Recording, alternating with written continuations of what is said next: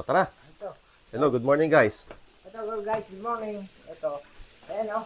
Tingnan dito. Oh, maganda na, di ba? Maliliske. Ito yung pinakakain namin sa dito.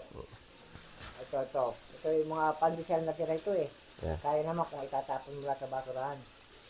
Ito o. Ganyan yan. Parang nagsasaga-saga ka lang pilas-pilas ng konti. Bale, ginagawa namin yan pag umaga. Yan, yung tirang pandesal namin kahapon, yun yung ipapakain namin sa mga hito. Ayan, no, gutom na sila. Kaya kain nila eh. No? Kinakain nila yan. Sayang eh kung itatapon mula sa Pero, basurahan. talagang ginagawa namin dito, nagpapakain kami ng hito, hapon lang. Ibigay namin sila ng, it's either feeds, o kaya mga manok. Dito pa guys, so, sa kabila eh. Yung may kabila. Marami dito, maliit na Ito, laman yan, 2,000 na hito. Bali, ang market namin dito, ay, gutom mo. Ang market namin dito is mga kapitbahay namin. And meron kaming regular na kumuhang customer every week. Kaya hindi kami nakakapag-harvest ng sabay-sabay. Ano kami, parang partial-partial. So every 2 months, nag-harvest kami. And dahil in demand nga siya ngayon, yan, nagawa pa kami ng isa pang pool or pond. Yan. So wala pa nga siyang filter. Pero gagawin pa namin pag dumating yung mga hito. Yan. So, hindi naman kailangan ng ilaw. Ang purpose lang talaga niyan is para pag nag-vlog ako is, ayun nga, kita yung mga hito. Saka guys, oh, hindi mo pwedeng ibigay ito ng buo kasi isa lang ang makakain. Eh kung ginagawa ni yan, oh, ginaganyan-ganyan at saka may sabog, lahat sila makakatikim. So, tama yun. Ayan, oh. Saka yung konting ganyan lamang guys, oh. Yan, oh. Yan guys, oh.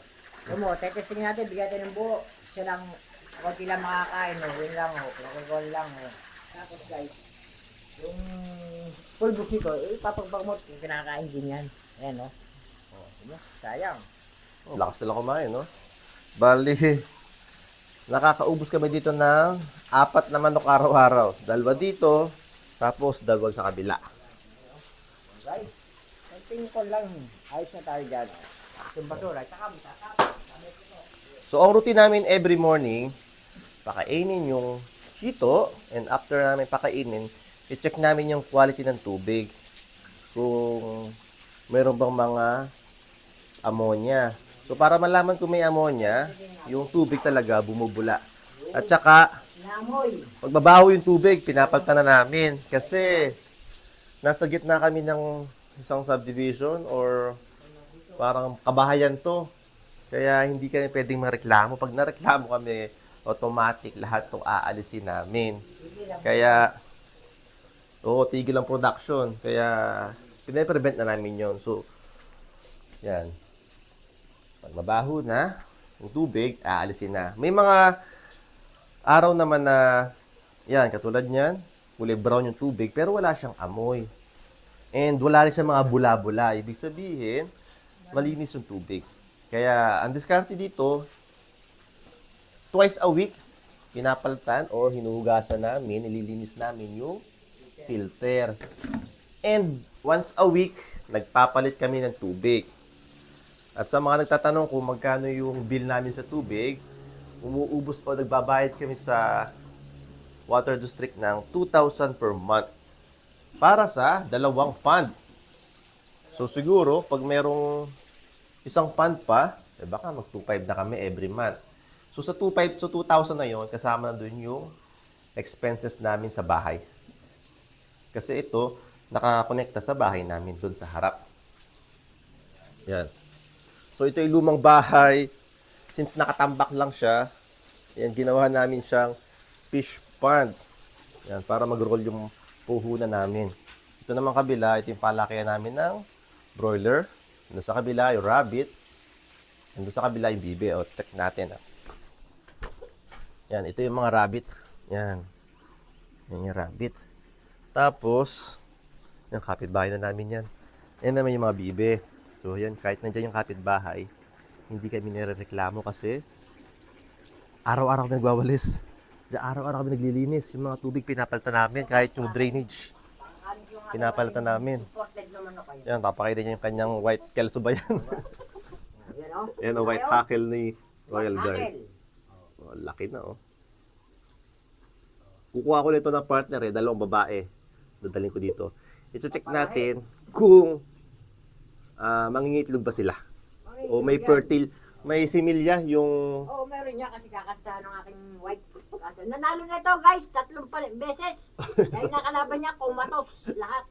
Ayan. Yung panalo yan. White tackle pala to, kala ko white kelso. So tatry ko kasi may incubator kami ginawa. So kung mangingitlog to mga to, ilalagay ko sa incubator. Titignan natin kung kaya natin magpapisa. Kasi ang mahal ngayon ng mga itlog ng broiler ay ng season ng broiler o maaabot ng 4 to 6 na isa. So talagang wala ka nang kikitain kasi nga yung Sa laki niyan. ayan, laki niyan. Kasi yung pits din 1.9 na isang sako eh. Ayo, napakalapa doon. Yung mahawakan, no? Ilang months na yan? 3 months? 23 months yan. 23 Sa months. katapusan. Isang buwan pa. Susungkol na din sa bubong nare. Sigurado na ako. Ostrich no. Ostrich yan. So, ang diskarte naman namin sa hito, yan, using darak. Yan, mga darak. Kino-convert namin sila ng feeds. Yan. Ito, pinapa-air dry namin yan. Kinakain ng hito yan. Naging green siya dahil sa vitamins. Naglagay kami ng vitamins at saka ng itlog para may sustansya din, hindi lang puro darak. So, pero aside doon, ano lang to, supplement lang. Aside doon sa darak. Magbibigay din kami ng manok. Kasi kailangan talaga nila talaga kumakain. Yung mga hito kasi, para mga bibe, pag gutom sila, kakainin nila yung kasama nila. Sa bibe naman, pag gutom, kakainin yung balahibo. So, kailangan talaga may chicha sila. May kinakain sila every minute. Pero dito, kaya hapon lang kami nagbibigay. Ang kinakain naman nila sa loob, mga lumot. Kasi tingnan nyo, may bato dun sa loob. Oh. Tinutubuhan siya ng lumot, ay yung kinakain nila. Pati yung flooring, may lumot din yan. No? Parang ganito. Yan. Yan yung kinakain nila. Yan ang kanilang libangan. Lumot. Ang dami, oh. Ano yung kamay natin, ha? Gutom ng hikap. Ating ilalagay, ha? Kakainin nila yan. Masakit. Yan, nakakagulat din naman pala, eh.